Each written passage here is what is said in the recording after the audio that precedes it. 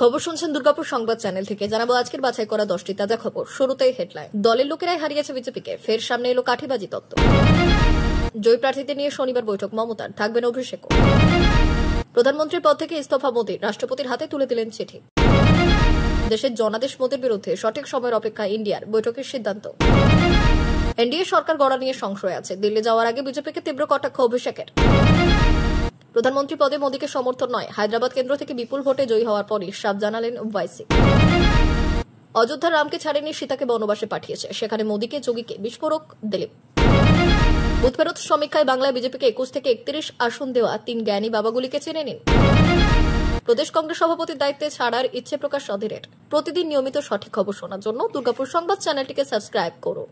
আসছি বিস্তারিত খবরে। দেশের জনাদেশ গিয়েছে মোদীর বিরুদ্ধে, দেশের গণতন্ত্র বাঁচাতে লড়াই চালিয়ে যাবে ইন্ডিয়া। বুধবার মল্লিকার্জুন খার্গের দিল্লির বাসভবনে জোটের বৈঠকের পর সাংবাদিকদের মুখোমুখি হয়ে জানালেন কংগ্রেস সভাপতি মল্লিকার্জুন খার্গে। তিনি সাফ জানালেন, বিজেপিকে প্রত্যাখ্যান করেছে দেশের মানুষ। মানুষ চায় না মোদীর নেতৃত্বে বিজেপি সরকার হোক। জনমত মোদীর বিরুদ্ধে গিয়েছে, মোদীর নেতৃত্বে দেশে ফ্যাসিস্ট শাসন চলছে। আমরা সঠিক সময়ে সঠিক পদক্ষেপ করব। সংবিধান রক্ষা করতে মানুষ ভোট দিয়েছেন, এটা মোদীর নৈতিক হার। এদিনের বৈঠকে খার্গে ছাড়াও উপস্থিত ছিলেন কংগ্রেস নেত্রী সোনিয়া গান্ধী, রাহুল গান্ধী, তৃণমূল সর্বভারতীয় সাধারণ সম্পাদক অভিষেক বন্দ্যোপাধ্যায়, কংগ্রেস নেত্রী প্রিয়াঙ্কা গান্ধী, এছাড়া আরো অনেকে। এই খবর শুনছেন আপনারা দুর্গাপুর সংবাদ চ্যানেল থেকে। আপনাদের কাছে একটা বিশেষ অনুরোধ, আমরা এই ভিডিওটিতে 5000 সাবস্ক্রাইব টার্গেট করছি। আশা করছি আপনারা আমাদের টার্গেট সম্পন্ন করবেন। ফিরে আসছি খবরে। তৃণমূল কংগ্রেসের সাংসদদের নিয়ে বৈঠক ডাকলেন মমতা বন্দ্যোপাধ্যায়। সূত্রের খবর, শনিবার বিকেল 4টে থেকে বৈঠক ডাকলেন তৃণমূল সুপ্রিমো। তৃণমূলের নবনির্বাচিত সাংসদদের নিয়ে এই বৈঠক কালীঘাটে করবেন মমতা।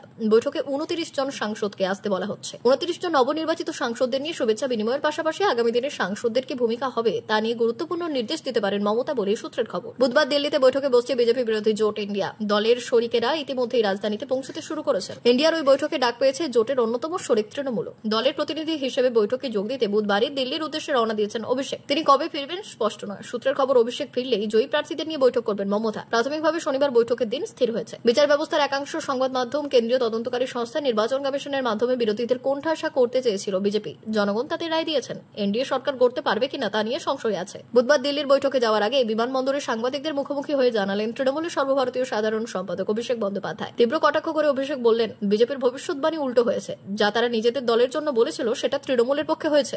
এইভাবেই তারা পূর্বানুমান করতে থাকুক। অযোধ্যায় বিজেপির হার নিয়ে অভিষেক বললেন, প্রভু রাম আয়ে তো ইনসাফ আয়া। মঙ্গলবার জয়ের পরেই তৃণমূল সুপ্রিমো জানিয়েছিলেন বুধবার ইন্ডিয়ার বৈঠকে যোগ দিতে যাবেন অভিষেক। সেই মতো এদিন রওনা দেন তৃণমূলের সর্বভারতীয় সাধারণ সম্পাদক। তার আগে কলকাতা বিমানবন্দরে তিনি জানান, গণতন্ত্রের শেষ কথা বলে জনগণ। সেই রায় তারা জানিয়েছেন। বিজেপি বিচার ব্যবস্থার একাংশ, সংবাদ মাধ্যম, কেন্দ্রীয় তদন্তকারী সংস্থা, নির্বাচন কমিশনের মাধ্যমে বিরোধীদের কোণঠাসা করতে চেয়েছিল। বাংলাদেশে নির্বাচিত সরকারকে ফেলে দেওয়ার হুমকি দিয়েছিল। মানুষ ভালোভাবে নেয়নি। বৈঠক নিয়ে অভিষেক জানান, এনডিএ সরকার গড়তে পারবে কিনা তা নিয়ে সংশয় আছে। তবে সারা দেশ থেকে বিভিন্ন দলের নেতারা আসছেন। তাদের সঙ্গে আলোচনার পরে সিদ্ধান্ত নেওয়া হবে। এরপরেই বিজেপি তীব্র কটাক্ষ করে বললেন, যত আসনের কথা নিজেদের জন্য বলে সেই আসন তৃণমূল পায়। ওরা 21-এ বলেছিল 200 পার, তৃণমূল 200-র বেশি আসন পেয়েছিল। এবার বলেছিল 30টা আসন পাবে, তৃণমূল 29টা আসন পেয়েছে। আমি বিজেপিকে বলবো, এরকম প্রেডিকশন করতে থাকো। অযোধ্যাতেও জেতে নিয়ে বিজেপি। এই প্রসঙ্গে অভিষেক মক্ষম খোঁচা দিয়ে বললেন, রাম মন্দিরকে হাতিয়ার করেও ভোটে জিততে পারেনি বিজেপি। একটাই কথা বলা যায়, প্রভু রাম আয়ে তো ইনসাফ আয়া। এই খবর শুনছেন আপনারা দুর্গাপুর সংবাদ থেকে। ফিরে আসছি পরের খবরে। এদিকে আবার লোকসভার ভোট গণনার পর দেখা গিয়েছে একক সংখ্যাগরিষ্ঠতা পায়নি বিজেপি।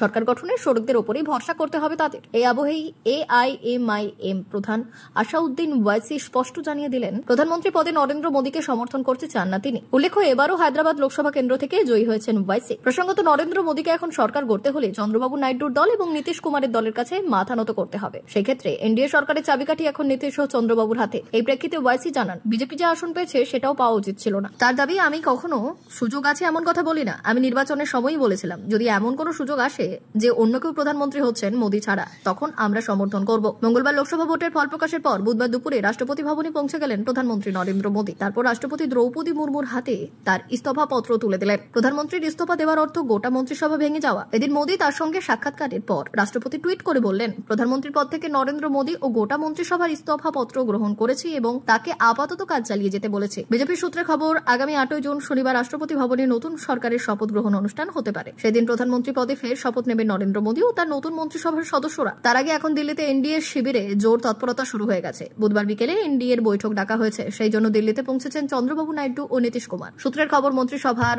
দপ্তর নিয়ে শরিক দলের নেতাদের সঙ্গে এদিন রাত থেকেই আলাদা করে বৈঠকে বসবেন নরেন্দ্র মোদী ও অমিত শাহ। তাছাড়া এক একটি শরিক দলের সঙ্গে সমন্বয় রাখার জন্য দলের কয়েকজন প্রবীণ নেতাকেও দায়িত্ব দেওয়া হতে পারে।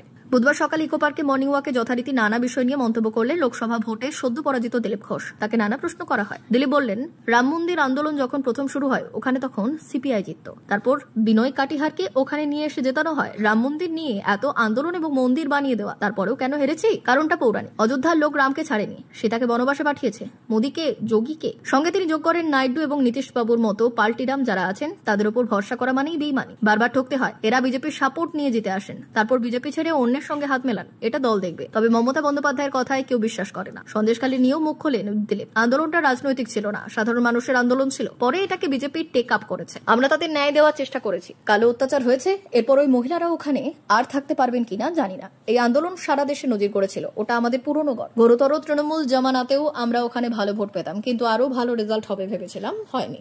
বাংলায় লোকসভা ভোটে ভরাডুবির পর এবার প্রদেশ কংগ্রেস সভাপতির দায়িত্ব ছাড়ার ইচ্ছে প্রকাশ করলেন অধীর চৌধুরী। একই সঙ্গে যোগ্য কাউকে তার জায়গায় দায়িত্ব দেওয়ার অনুরোধ জানিয়েছিলেন তিনি। এবারে লোকসভা ভোটে বহরমপুর কেন্দ্রে তৃণমূল প্রার্থী ইউসুফ পাঠানের কাছে হেরে গিয়েছেন প্রদেশ কংগ্রেস সভাপতি অধীর চৌধুরী। ভোটে পরাজয়ের পর কিছুটা হলেও ভেঙে পড়েছেন বহরমপুরের রবিনুট। নিজের রাজনৈতিক ভবিষ্যৎ নিয়ে স্পষ্টভাবে কিছুই বলতে পারেননি তিনি। প্রদেশ সভাপতির দায়িত্ব ছাড়ার কথা বলে অধীর জানান, আমি তো আগেই বলেছিলাম আমার বদলে অন্য কাউকে প্রদেশ সভাপতির দায়িত্ব দেওয়া হোক। কংগ্রেস সভানেত্রী সোনিয়া গান্ধী বলেছিলেন বলেই ওই পদে ছিলাম। আমি প্রদেশ সভাপতি পদের সময় দিতে পারতাম না। আমি চাইবো দল যোগ্য কাউকে সেই পদে বসাক। একই সঙ্গে তিনি জানান, আমি এখন কি করব জানি না। আমি রাজনীতি করা ছাড়া কিছু শিখিনি। আমি নিজেকে বিপিএল সাংসদ বলতাম। সরকারের বিরুদ্ধে লড়তে গিয়ে ব্যবসা বাণিজ্য শেষ হয়ে গিয়েছে। এদিকে আবার কেউ ভাবতে পারেননি যে দিলীপ ঘোষ বর্ধমান দুর্গাপুর কেন্দ্র থেকে এইভাবে হেরে যাবেন। যাকে দেখে লড়াইয়ের মানসিকতা তৈরি হয় তার এইভাবে পরাজয় বিজেপি কর্মীদের কিছুটা হলেও হতাশ করেছে। তবে দিলীপ ঘোষের আসন বদল করে তাকে বর্ধমান দুর্গাপুরে পাঠানোর কারণেই কি এই পরাজয় হলো? ফলাফল প্রকাশের পর এই প্রশ্ন উঠছে, তাহলে তার বিরুদ্ধে এই চক্রান্ত করলো কে? দলের লোকেরাই কি তাকে হারানোর জন্য মেদিনীপুর থেকে বর্ধমান দুর্গাপুরে পাঠিয়েছে? এই প্রশ্ন উঠতেই আজ সকালে কাঠিবাজি তত্ত্বকে সামনে আনলেন রাজ্য বিজেপির প্রাক্তন সভাপতি দিলীপ ঘোষ। গত ফেব্রুয়ারির 1 থেকে 5 নম্বর প্ল্যাটফর্ম সম্প্রসারণের কাজ চলছিল। এর প্রথম পর্যায়ের কাজ শেষ হয়েছে। শিয়ালদহ স্টেশনের দিকের কাজ শেষ হয়েছে। এবার দ্বিতীয় পর্যায়ের কাজ শুরু হবে 7 জুন থেকে 9 জুন পর্যন্ত। তাই ওই দিনগুলি 1 থেকে 5 নম্বরের ট্রেন চলাচল বন্ধ থাকবে। এখানে সিগন্যাল, ইলেকট্রিক সহ যাবতীয় কাজ করা হবে। সেই কারণে বেশ কিছু লোকাল ট্রেন বাতিল করারও সিদ্ধান্ত নিয়েছেন রেল কর্তৃপক্ষ। একই সঙ্গে তারা জানিয়েছেন এই কদিনে শিয়ালদহ থেকে ট্রেন যাতায়াত করার ক্ষেত্রে সময় বেশি লাগবে, অর্থাৎ ট্রেন লেট করে চলবে। পাশাপাশি জানানো হয়েছে আগামী জুলাই মাস থেকেই শিয়ালদহের সব শাখায় 15 কামরা ট্রেন চলবে। দ্বিতীয় পর্যায়ের কাজ শেষ হলেই তৃতীয় পর্যায়ের কাজ শুরু হবে।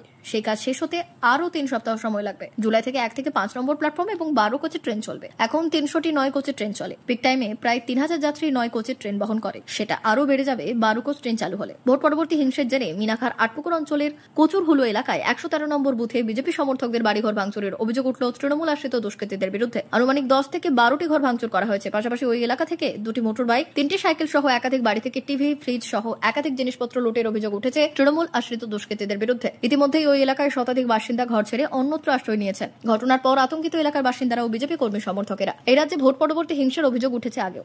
পঞ্চায়েত, পুরসভা, বিধানসভা নির্বাচনের পর এবার সেই অভিযোগ উঠতে শুরু করেছে লোকসভাতেও। অভিযোগ মঙ্গলবার ফল প্রকাশের পরই বিভিন্ন জায়গায় এই সন্ত্রাসের অভিযোগ উঠছে। বেশিরভাগ ক্ষেত্রে আঙুল উঠছে শাসক দল তৃণমূলের দিকে। তবে এই দিনই কোচবিহারে এক যুব তৃণমূল নেতাকে লক্ষ্য করে গুলি চালানোর অভিযোগ উঠেছে। সেক্ষেত্রে অভিযোগের আঙুল বিজেপির দিকে। সদ্য সমাপ্ত লোকসভায় বাংলায় বয়ে গিয়েছে সবুজ ঝড়। রাজ্যের 42টি আসনের মধ্যে 29টি আসনে জয়ী হয়েছে মমতা বন্দ্যোপাধ্যায়ের তৃণমূল কংগ্রেস। গতবারের চেয়ে 7টি আসন বেশি পেয়েছে। উল্টো দিকে বিজেপি জয়ী হয়েছে 12টি আসনে। গতবারের থেকে 6টি আসন কম পেয়েছে নরেন্দ্র মোদী, অমিত শাহের দল। অথচ বুথ ফেরত সমীক্ষায় বাংলায় উল্টো ফলের আভাস দিয়েছিল 3টি সমীক্ষক সংস্থা। আর ওই 3 সংস্থার কর্ণধারী বিজেপি ঘনিষ্ঠ হিসেবে পরিচিত। ফল প্রকাশ হতে ওই 3 হুজুরের একজন অবশ্য ইতিমধ্যেই সংশ্লিষ্ট ধাপ্পাবাজির অভিযোগ খারিজ করতে লাইভ টিভি শোয়ে কান্নার নাটক করেছেন। গত 1 জুন লোকসভা ভোটের শেষ দফার পরেই টিআরপি বাড়ানোর উদ্দেশ্যে অবৈজ্ঞানিক বুথ ফেরত সমীক্ষার সম্প্রচার করেছিল নেটা নাগরিকদের কাছে বিজেপি পন্থী গদি মিডিয়া হিসেবে পরিচিত একটি চ্যানেল। আজ তক ও ইন্ডিয়া টুডে চ্যানেলের হয়ে বুথ ফেরত সমীক্ষা চালানোর দায়িত্ব পেয়েছিলেন কেন্দ্রীয় মন্ত্রী পীযূষ গোয়েলের বন্ধু এবং কেন্দ্রীয় স্বরাষ্ট্রমন্ত্রী অমিত শাহের বিশ্বস্ত হিসেবে পরিচিত প্রদীপ গুপ্তের